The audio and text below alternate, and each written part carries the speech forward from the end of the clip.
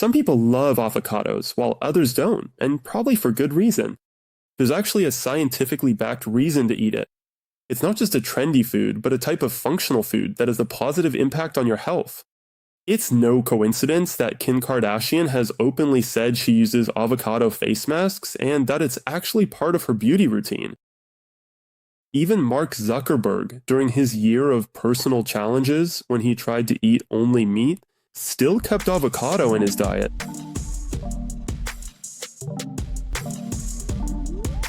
In fact, this food has a very long and rich history. Avocados have been around for millions of years. People started growing and eating them about 5,000 years ago in the Americas. And do you know what the Aztecs used to call it? Avocado, which literally means testicle. Well, probably not by accident. Maybe because of its shape and the fact that it also grows on trees in pairs. They saw it as a masculine food and a symbol of fertility, which is why that name stuck. But basically, when the Spanish conquistadors arrived in America, they were the first people from our world to try avocado, and they gave it the name we use today, avocado. As for the Aztecs themselves, they actually used the fruit like a kind of butter, spreading it on flatbreads and eating it. Was this good for them?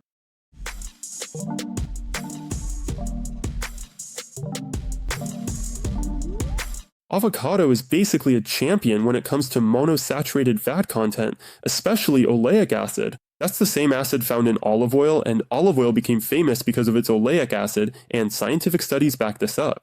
Back in 2018, the American Journal of Clinical Nutrition conducted a large meta-analysis which showed that avocado, with its oleic acid, helps lower bad cholesterol and raise good cholesterol. As a result, the risks of metabolic syndrome and cardiovascular diseases are significantly reduced. Is this beneficial? Well, I suppose it is. At the same time, avocado contains a unique combination of carotenoids, lutein, zeaxanthin, as well as vitamin C and vitamin E, and these are basically extremely powerful antioxidants. And studies published in the Journal of Nutrition show that the fats in avocado dramatically, by several times, increase the absorption of these antioxidants, not just from the avocado itself, but from other vegetables too. So if we just add half an avocado to a salad, which might seem like such a small thing, at the same time you can actually get 2, 3, or sometimes even 4 times more nutrients from other foods, and from the same carotenoids found in carrots, lettuce, and spinach. So in a way, it acts as a kind of catalyst for absorbing other beneficial substances, and that too is probably one of avocado's beneficial properties. At the same time, even though it seems high in calories, it actually helps us and becomes an ally in losing weight and getting slimmer. And again, the Journal of Nutrition shows us that study participants who added avocado to their lunch felt 23% fuller and had a 28% lower desire to snack over the next 5 hours. That's a really great result. You can add just a little avocado and, as a result, end up eating less. This will help you lose weight. In addition, the fats and fiber, by the way, avocado is packed with fiber, slow down digestion a bit and help prevent blood sugar spikes, which is also a good thing. By the way, avocado contains fiber and it's an excellent prebiotic. In other words, it's nourishment in the very nutrient environment, food for beneficial bacteria. And a healthy microbiome is linked not only to good digestion, but also to a strong immune system, as well as stable brain and mental functions. That's why avocado also has a positive effect on the gut. But as you probably realized, avocado also impacts brain health, memory, and overall cognitive functions.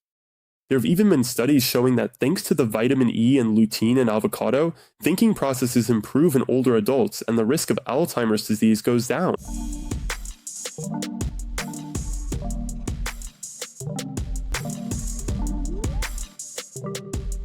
And actually, there really was a problem because it's very difficult to store this product, it's not easy to grow, and it's even harder to pollinate since avocados grow on trees and the trees are hermaphrodites. So we have trees that are male and female, and there are trees that have both types of flowers. But on avocado trees, the flowers open at different times. The male flowers open at one time, the female flowers at another, and that's why there are problems with pollination. And indeed, it's very difficult to cultivate, and that's why these processes, along with logistics and delivery, were really only established in the 20th century for the most part. And the main intrigue behind its popularity, of course, was thanks to the United States and a postman from California. His name was Rudolf Haas, and in the 1920s, he bought several saplings and discovered that the fruits were very interesting, and the skin was quite unusual.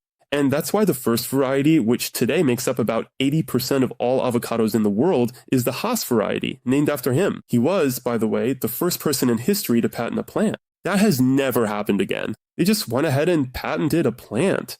But a little later, when American football games started gaining popularity in the United States, especially in California, the guacamole company came up with a brilliant idea. They sponsored the Super Bowl in the US and started the tradition that during American football games, people eat guacamole. And the main ingredient in guacamole, of course, is avocado. And now, every season, Americans consume 10,000 tons of avocados.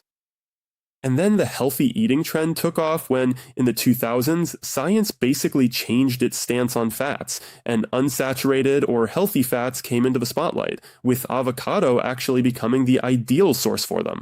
And its shape, color, and how photogenic it is, especially in dishes like avocado toast with salmon or with egg, have made avocado a social media star.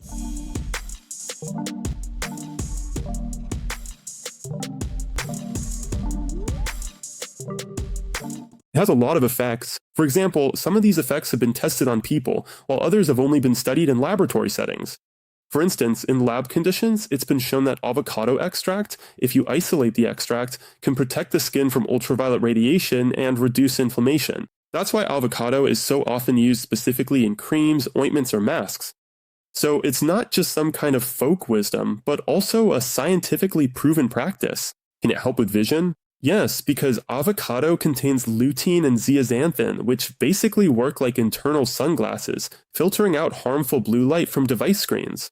And that's why, if you eat avocado regularly, it increases the density of pigment in the retina, which helps protect against age-related degeneration. So you might be able to put off wearing glasses for longer.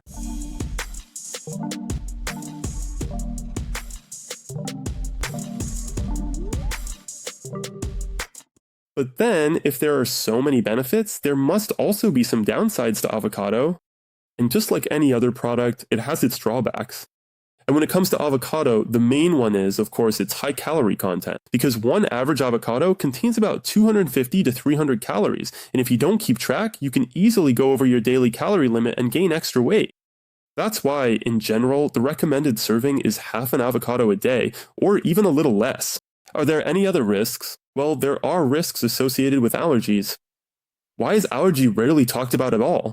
But it can be cross-reactive, and the risk of an avocado allergy is small, very small, but it does exist, so there's no need to make a big deal out of it. But still, let me say a couple of words about it. Avocado can cause a cross-allergy with birch pollen. Sometimes it happens, sometimes it doesn't. It depends on the specific characteristics of a person's allergy, but people who are allergic to birch should be careful with avocado, and those who have blood clotting issues should also be cautious because avocado contains vitamin K, which directly affects blood clotting. And if a person is taking any antiplatelet agents, anticoagulants, or warfarin, for example, it's important to keep their vitamin K intake consistent. A sudden increase in vitamin K can affect how these medications work. So if you've had any serious heart problems, it might be a good idea to check your coagulation profile. But there's another very significant and important downside of avocado for many people. I've even read about it in the comments. By the way, leave your comments about what you think of avocados and what other topics you'd like to hear about. Have you tried avocado? Did you like the taste or not?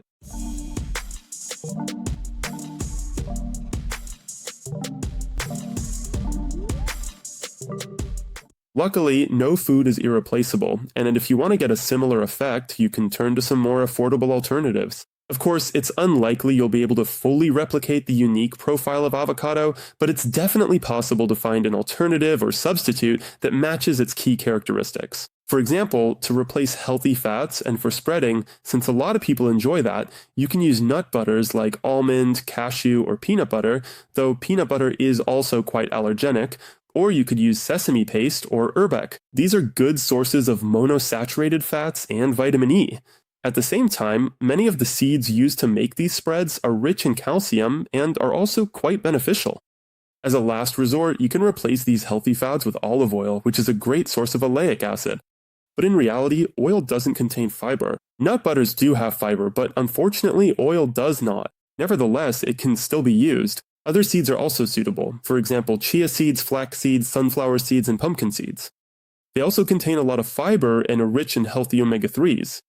And by combining these kinds of foods, we can achieve an effect similar to avocado, healthy, nutritious, and without putting too much strain on our wallets.